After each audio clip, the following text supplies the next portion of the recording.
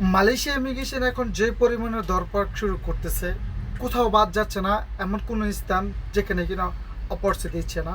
শহর কিংবা বন্দর কিংবা জঙ্গল কিংবা বঙ্গল প্রত্যেকটা জায়গাতে হচ্ছে অপরিচিত। আর এই মুহূর্তে মালয়েশিয়া সরকার বিশেষ করে 2025 সালের ডিসেম্বর মাস পর্যন্ত এই দরপড়টা চলবে খুবই কড়াকড়িভাবে। আপনারা যারা কিনা মালয়েশিয়াতে আসতে যাচ্ছেন আর মাত্র কয়েকটা মাস অপেক্ষা করেন, হয়তোবা সামনে আপনাদেরকে কুলিংয়ে লোক আনার সম্ভাবনা অনেক বেশি। কারণ মালয়েশিয়া সরকার মাত্র 500 রিঙ্গিত জরিমানা দিয়ে আপনারা যারা অবৈধ আছেন তারা দেশে চলে যেতে পারবেন, এই সুযোগটা দিয়ে রাখছে।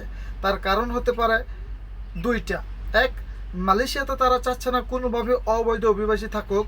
দ্বিতীয়টা হচ্ছে কাজের সেক্টরগুলোতে যারা কিনা দখল করে আছে অবৈধ কর্মীগুলা, তাদেরকে দেশে পাঠিয়ে আবার নতুন করে কুলিংয়ে বৈধভাবে লোক নিয়ে আসতে চাচ্ছে মালয়েশিয়া সরকার। সম্ভাবনা এমনটি অনেক বেশি। কারণ দূরপাল্লার বাস থেকে শুরু করে ট্যাক্সি, মার্কেট এবং কি বাসা বাড়ি কোনো জায়গা বাদ রাখতেছে না মালয়েশিয়া ইমিগ্রেশন। এমনভাবে আমি মনে হয় আর খুব কমই দেখেছি ধরপাক হতে।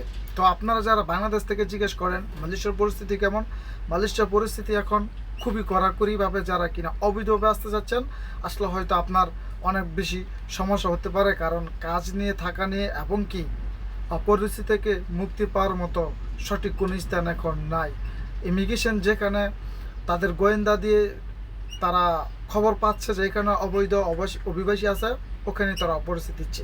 এমন কোনো সেক্টর বাকি নাই যে অপরিচিতি দিচ্ছে না। তো সবশেষে একটা কথা বলতে চাই, চলতি বছর আপনারা যারা মালয়েশিয়াতে আসতে চাচ্ছেন একটু অপেক্ষা করেন প্রিয় ভাই, হয়তো সামনে কুলিং চালু করার সম্ভাবনা অনেক বেশি। দোয়া শুভকামনা মালয়েশিয়া প্রবাসী।